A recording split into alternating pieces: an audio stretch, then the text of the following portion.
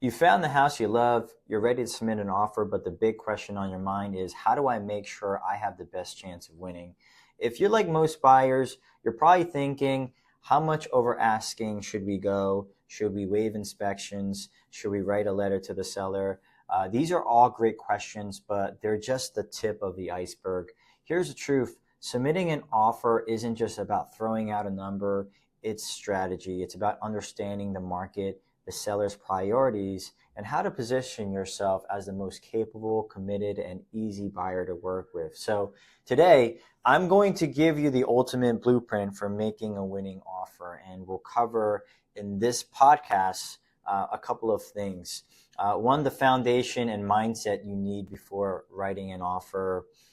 Two, the intel you need to gather before you submit an offer. Three, the elements of a strong offer and how to leverage them.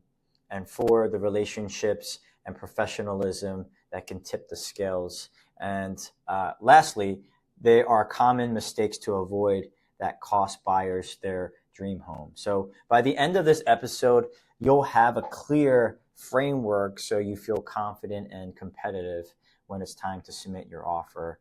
And this episode is going to be a bit detailed, so I will spend as much time as I can with you guys. So feel free to bookmark this page. If it is something you can revisit or you share with your friends and family who are house hunting too, please also share the podcast. So section one, why strategy matters. So before we get into the details, I want to explain why strategy is so important before you submit. So submitting an offer tends to be a very emotional thing, and buying a home is one of the biggest financial decisions you'll ever make. And if you're like most buyers, when you see a house, especially a house that you really love and you want to put your best offer and put your best foot forward, your instinct normally is to ask, how much should we offer, and how do we win on this house? But without a clear strategy, one of two things usually happens. You either lose out on another buyer who was better prepared, or you overpay or waive protections or inspections you're not entirely comfortable with just because you're afraid of losing. So neither of those outcomes, in my opinion, are good. And the only comparison that I can think of, honestly, it's I think of it to like training jujitsu, and whether you guys know that or not, it's a big part of my life. And if you ever been on the mats, or if you can imagine if you're being on the mats or if you're competing, and this can be any sport, but you can't just jump in and hope for the best. You need a plan, right? You need to know how and when to be aggressive, when to defend, how to stay calm under pressure. And submitting an offer is exactly the same. The more intention you have, the better chances you have of winning without regrets.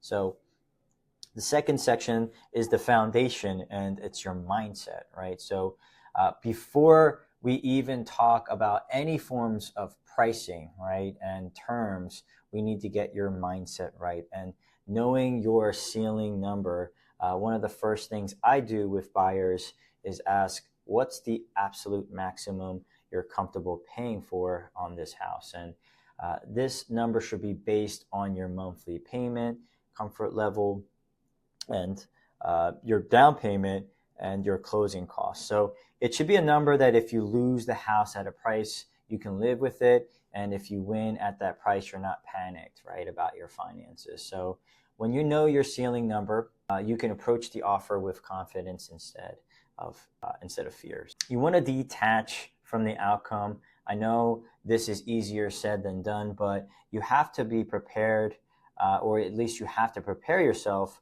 for the possibility you might not get the house. I have buyers for 2+ years still searching for homes, and one of the reasons why they're still clients is because they have been prepared. They have been mentally prepared. And when buyers get overly attached too early, they either stretch way beyond their comfort zone or feel devastated if they lose.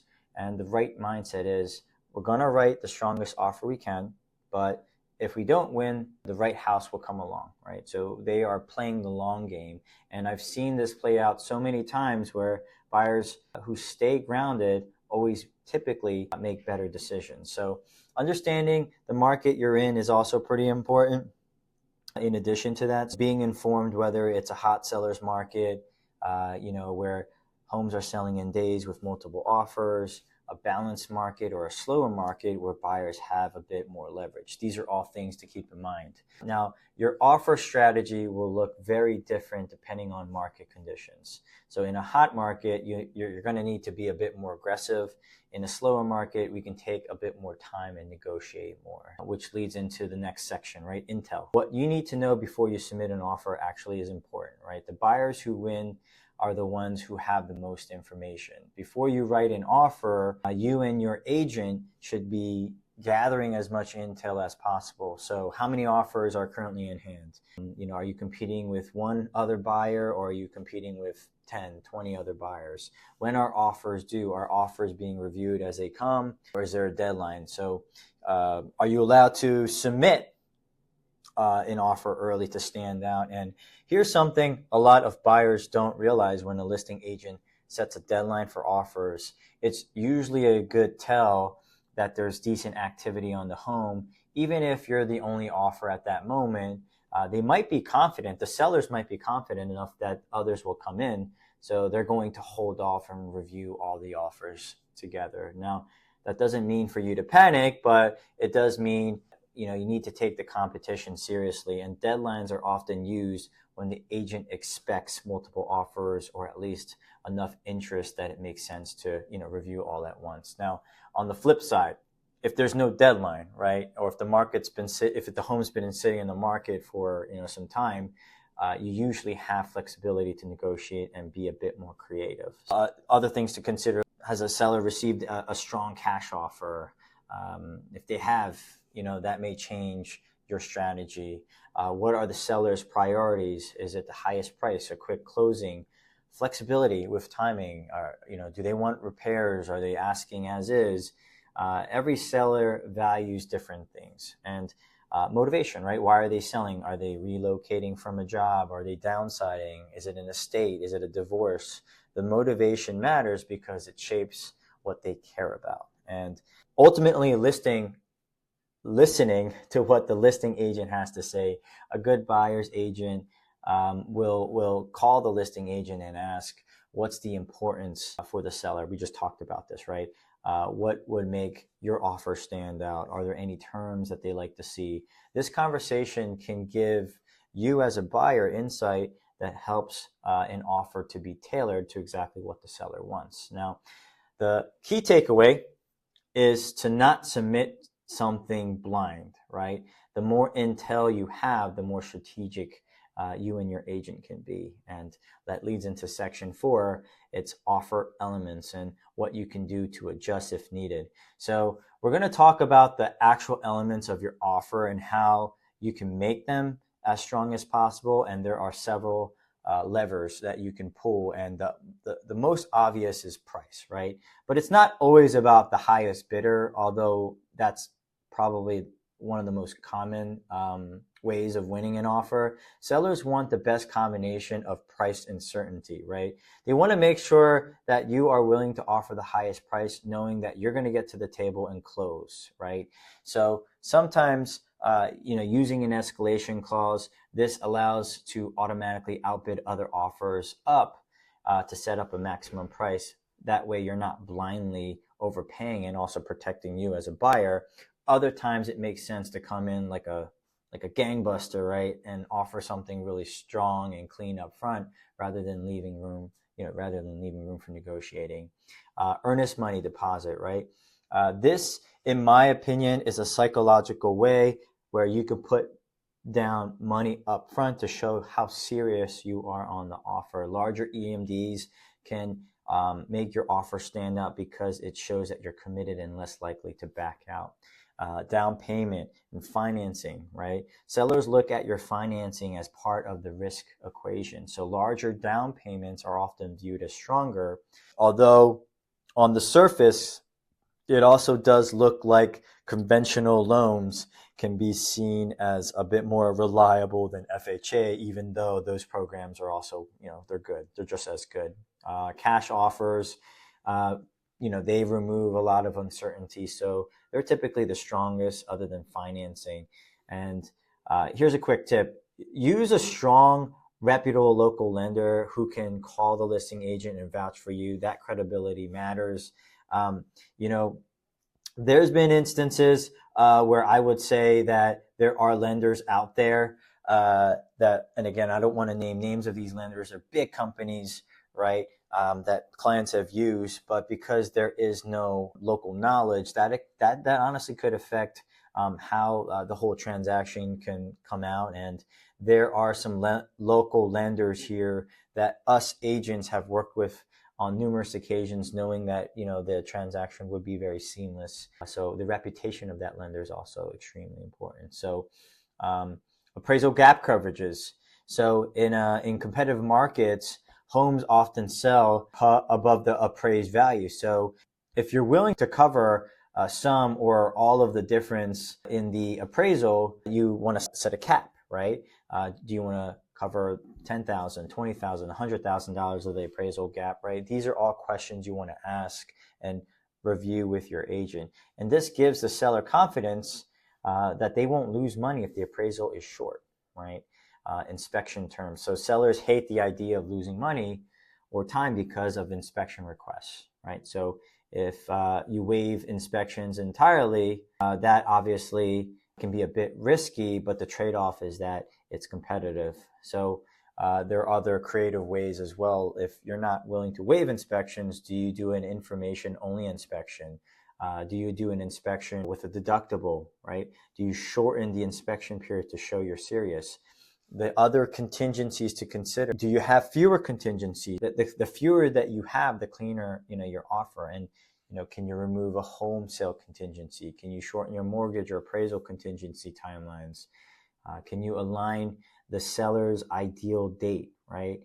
Do they want to have a shorter closing date or a longer closing date? If you want to make accommodations for the seller, there's other things to consider, like rent back options. So sometimes, right, sellers need to stay in the home after closing, and offering a rent back where they pay rent or stay, for free or however you arrange it can make your offer much more appealing. So simplicity is important. Sellers and listing agents, they just like clean offers because it's easier to explain. I would highly recommend that you avoid asking for too many extra concessions unless absolutely necessary. And one underrated thing you can also do in some cases, right? A personal letter or a well-written letter or video can help, especially if the seller is emotionally attached to the home. So let me share a quick story. I once had a seller accept an offer that was considerably lower than the others they had on the table, and they didn't even bother reviewing the other offers. And why, right? Because the buyer had sent a letter explaining that her husband had abruptly passed away when she became a widow, right?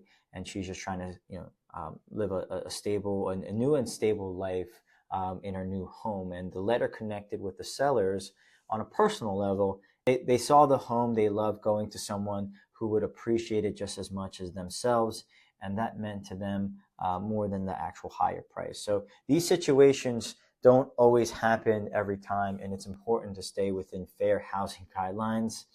But the right letter or video can sometimes tip the scales, right? So here's a factor. Relationships and professionalism, lastly, is a factor. We briefly touched upon this, but listing agents don't evaluate the buyer, they evaluate the buyer's agent as well. So reputation, if your agent is known for being professional, organized, and able to close deals smoothly, that helps you. And listing agents want an easy transaction. And communication is extremely important. A great agent is responsive, pleasant, and collaborative, right? This doesn't mean being a pushover. It just means advocating strongly for you while being respectful to the other side. Another big factor here is communication with agents, which is, let me rephrase it. Communicating with agents who may not be as experienced. This is super underrated because unfortunately, most agents in this industry are not full-time or haven't closed a ton of transactions, so they may not fully understand how to evaluate an offer or communicate it clearly to the seller. So I'll give you an example. I once submitted an offer for a buyer who was willing to escalate their price for $70,000 above the list price. This was a huge advantage, but the buying agent on the other side didn't catch that escalation, and they didn't fully understand how to read it. Because of that, it wasn't communicated correctly, and unfortunately, we did not get the offer, and that was part of miscommunication. And this is why I slow things down when I know I'm dealing with a less experienced agent.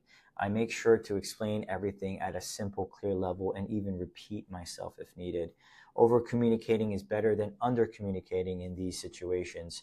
If the listing agent doesn't fully understand your offer or even thinks it's complicated, it can hurt your chances even if you're a strong buyer. These are all factors. I think one thing to consider is presentation. Your offer package should be clean, complete, and easy to understand. Messy offers create uncertainty, and uncertainty kills deals. This is actually really important because this is actually behind the scene things that a lot of buyers don't see. It is our job as the buying agent to make sure we tie everything in a nice bow and make sure that the offer gets sent, but also gets sent to the buying or the selling agent in a very efficient manner. So that is why it's also important to work with an experienced agent.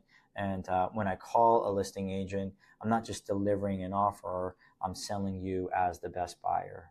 And lastly, common mistakes to avoid. Let's talk about the most common mistakes that buyers make. I see this quite often. It's submitting a weak or sloppy offer just to kind of see what happens. And sellers remember offers that feel unserious, right? And that ties in with how that offer is being presented.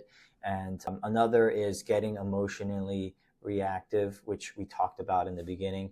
Overbidding out of fear or frustration can lead to regret later. Over complicating the offer, too many contingencies or odd requests can push sellers away. It's trusting your agent's advice. Your agent knows the market.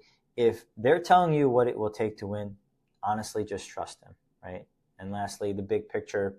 Submitting an offer isn't just about winning at all costs. It's about showing the seller that you're serious, you're capable, and you'll make the process as easy as possible. That combination can help you win even when you're not the highest offer. So remember, the goal is to win the right way so you feel confident about your purchase and set yourself up for success as a homeowner. So if you are buying a home, I hope this episode gave you clarity about how to submit a strong offer. So when you work with me, we can go through all of this together. We strategize, we gather intel, we tailor your offer so it has the best chance of winning without putting you in a position that you'll regret later. And even if you're not ready to buy, right? Bookmark this episode. When the time comes, you'll have everything you need. If you found this helpful, share it with a friend or family member who's house hunting, right now. And if you want to work with me directly, reach out. Thanks for listening, and I'll see you in the next episode. John Lee Real Estate, find you the best rates all throughout Philly like Schuylkill Expressway. Talking to people who out of